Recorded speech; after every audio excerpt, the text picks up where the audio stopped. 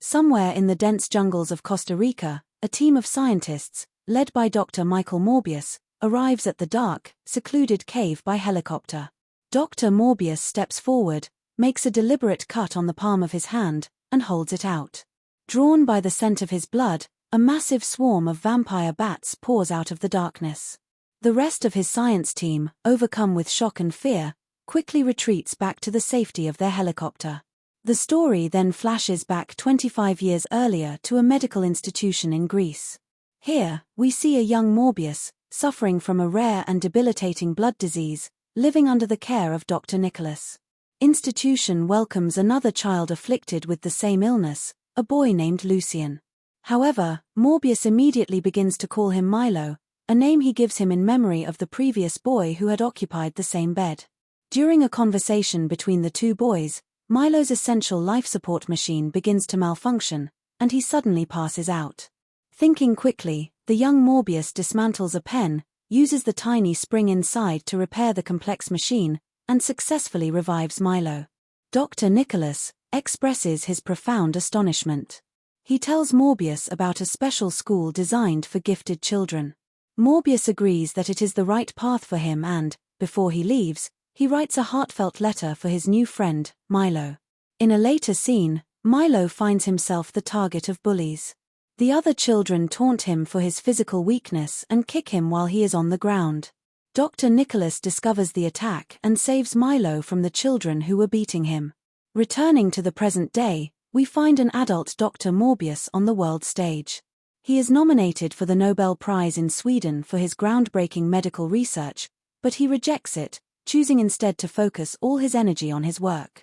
He is currently treating a young girl named Anna, who tragically suffers from the same blood condition like him. Morbius collaborates on his research with his girlfriend, Dr. Martine, who worries that he is pushing himself far beyond reasonable limits in his search for a cure. Martine's concerns are proven right when she discovers that Morbius has been conducting unauthorized experiments. He is attempting to mix the DNA of the vampire bats from Costa Rica with human DNA, a radical theory he believes holds the key to curing his disease. Martine warns him that if anyone were to find out about these unethical experiments, he would certainly lose his medical license. Morbius replies that he won't need a license for much longer, a clear indication that he believes he will die soon if he cannot find a cure. He proceeds to test his newly created serum on a rat, which appears to die almost instantly. At that very moment, his young patient Anna begins to suffer a violent seizure. Morbius rushes to her side and is able to stabilize her condition. After the crisis, Martine glances back at the lab and is stunned to see that the dead rat has miraculously revived, providing the first proof that Morbius's serum is a success. Driven by this breakthrough, Morbius goes to meet with his friend Milo and Dr. Nicholas. He needs to secure a significant amount of funding to continue his experiments on a large ship located in international waters, far from legal oversight. Milo, now a wealthy man, has remained under Nicholas's care since their childhood. Morbius and Milo take a walk together, and they sit on a park bench to talk. Their bond is as strong as that of brothers, but Morbius conveys a powerful sense of urgency, insisting that Milo must help him as soon as possible before it is too late for both of them. Milo agrees to do whatever it takes to ensure his brother's success. Later in a ship's lab, middle of a sea, Morbius and Martine conduct final tests on the bat and human blood samples, and their results confirm that it is theoretically possible to cure the disease with their serum. With everything in place, Martine administers the untested serum to Morbius. Following the procedure, as Martine is observing Morbius's initial condition, she is harassed by a rude crew member. Their argument is cut short when they suddenly notice that Morbius has broken free from the heavy straps securing him to his chair. They find him crawling on the ceiling. In an instant, the transformed Morbius attacks the man. When other crew members hear the commotion and rush to the scene, they find Morbius fully transformed into a horrifying, vampiric monster. He viciously attacks all of them, draining them of their blood in a brutal frenzy. Martine is knocked unconscious during the violent struggle. Morbius hunts the terrified crew one by one, a predator moving through the darkness. Their torches and guns are no match for his new power, and he kills them all. After the carnage, when Morbius finally reverts to his human form, he He is horrified as he watches security camera footage of himself committing the monstrous acts. Overwhelmed with confusion and guilt, he sends out a distress call to the Coast Guard. FBI agents Simon and Rodriguez are assigned to investigate the mysterious crime scene. They find Martine alive while Morbius has vanished after making the emergency call. The news of the incident soon reaches both Milo and Dr. Nicholas. Morbius, now a fugitive, secretly visits the unconscious Martine in her hospital room and tearfully apologizes for what he has done. He then retreats into isolation in his laboratory, determined to understand his new condition while feeding on bags of artificial blood to control his intense hunger. He slowly begins to master his new bat-like powers, including a heightened form of echolocation far beyond that of any bat. He also discovers that the bats he keeps in his lab now respond to him as if he were their leader. He learns that his powers are temporary and that the artificial blood he created can only sustain him for 6 hours at a time. Milo finds him in the lab just as he begins to relapse into his monstrous state. Milo helps him regain control by providing him with more blood from a freezer. Realizing that the serum has successfully cured Morbius's disease, Milo eagerly demands to take it himself. Morbius refuses, knowing the terrible and dangerous consequences, and forces Milo to leave before he can hurt him. The two FBI agents visit Dr. Martine at the hospital to question her about the events on the ship, but she tells them that she has no memory of the incident. Later, a nurse at a same hospital is brutally attacked and killed by a vampire-like creature, but it is not Morbius. At the same time, Morbius is at the hospital where Martine is staying to check on her. He overhears news of the nurse's murder, which was carried out in the exact same way he had killed the crew on the ship. Agents Simon and Rodriguez appear and begin to question Morbius. He demands to know why they are questioning him. They point out that he has spent his entire life desperately searching for a cure for his condition. Just then, the agents get a report that another dead body has been found in the hospital. As they move to arrest him, Morbius tries to flee but is quickly captured and taken to a detention center. Inside his cell, Simon and Rodriguez interrogate Morbius about the nurse's murder. He tells them he cannot answer their questions and desperately asks for his artificial blood, but they inform him that it is being held as evidence. After the agents depart, Milo arrives, posing as Morbius's lawyer.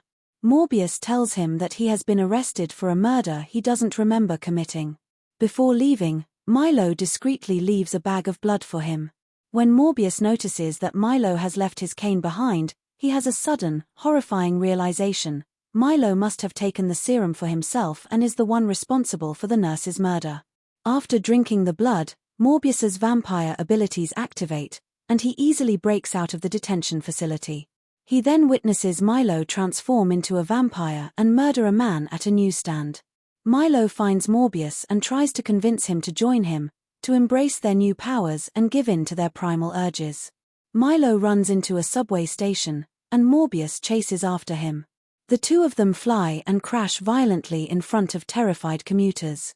The police arrive and attempt to arrest Milo, but he uses his incredible superpowers to slaughter them all.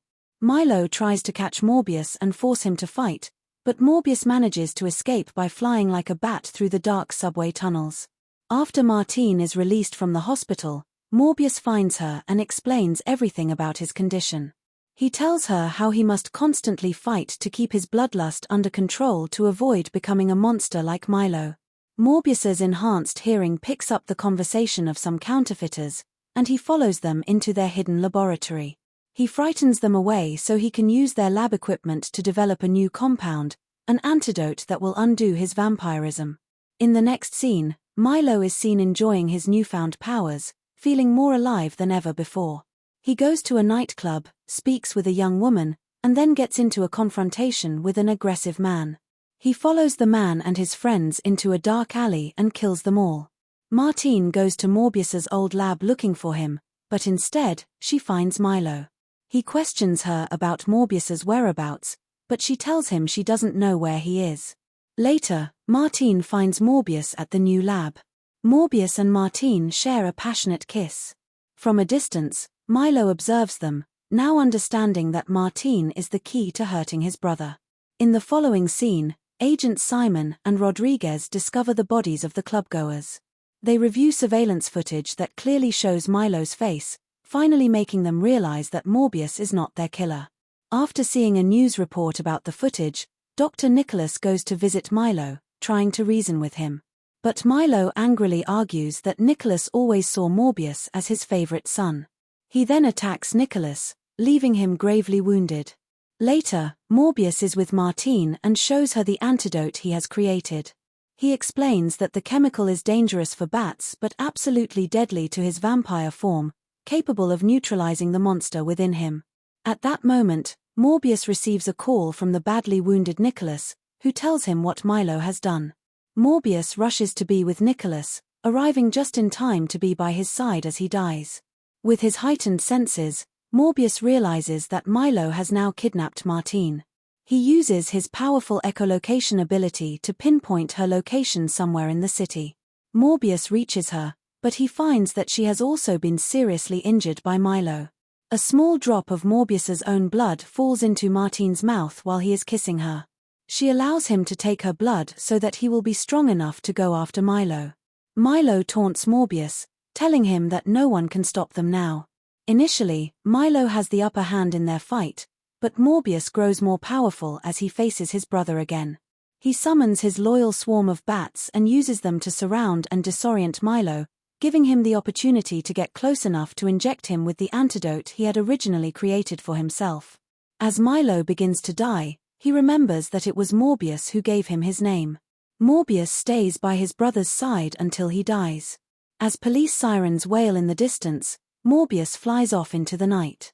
Agents Simon and Rodriguez arrive at the chaotic scene and are stunned by the incredible number of bats flying away from the area.